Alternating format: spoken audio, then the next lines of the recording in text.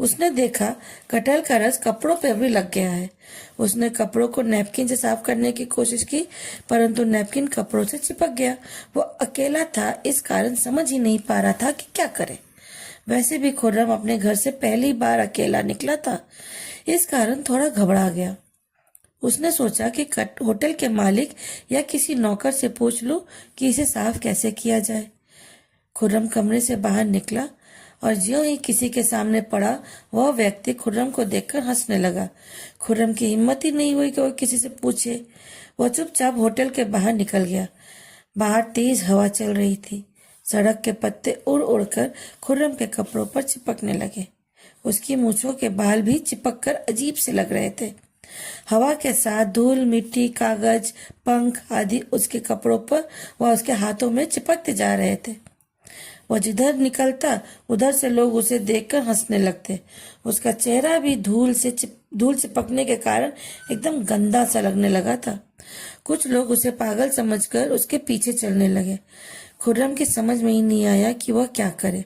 वह चुपचाप एक दुकान में घुस गया और कोने में छिपने का प्रयास करने लगा। संयोग से वह दुकान एक सर्राफ की थी। वहां ग्राहकों को दिखाए गए आभूषण एक मेज पर रखे थे।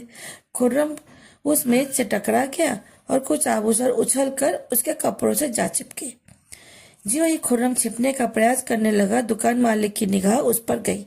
उसने चोर चोर कहकर शोर मचा दिया। दुकान के नौकरों ने खुर्रम को पकड़ लिया। भीड़ इकट्ठी हो गई। पुलिस को खबर दी गई। खुर्रम ने लाख समझाया कि उसने चोरी नहीं की है, परंतु उसके कपड़ों पर चिपके आभूषणों के कारण किसी को उस पर विश्वास नहीं हुआ। उसे पुलिस के हवाले कर दिया गया। पुलिस ने खुर्रम से चोरी का कारण जानना चाहा, तो उसने विस्तार से कटहल खाने की पूरी बात उन्हें बता दी। थानेदार हंसता हुआ बोला, अरे मियाँ, जब खाना ही नहीं आता तो कटहल खाया क्यों? अच्छा ये बताओ, तुम किस व्यापारी के यहाँ आए थे? खुर्रम को उस व्यापारी के यहाँ ले जाया गया, परंतु उस व्यापारी ने खुर्रम के हुलिये के कारण उसे पहचानने से इनकार कर दिया। तब खुर्रम ने अपना व अपने पिता का पूरा नाम बताया, साथ ही अपने साथ लाए हुए सामान की पूरी जानकारी दी। तब व्यापारी ने उसे पहचानते हुए कहा, थानेदार जी, यह तो अपना ही बच्चा है, इसे छोड़ दीजिए।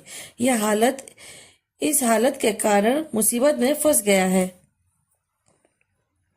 अब खुर्रम बोला, पहले मुझे इस मुसीबत से छुटकारा दिलाइए। व्यापारी ने खुर्रम को बदलने के लिए कपड़े दिए, उसका चेहरा व हाथ पैर साफ करवाए, फिर उसकी अच्छी खातिरदारी की और कहा, बेटा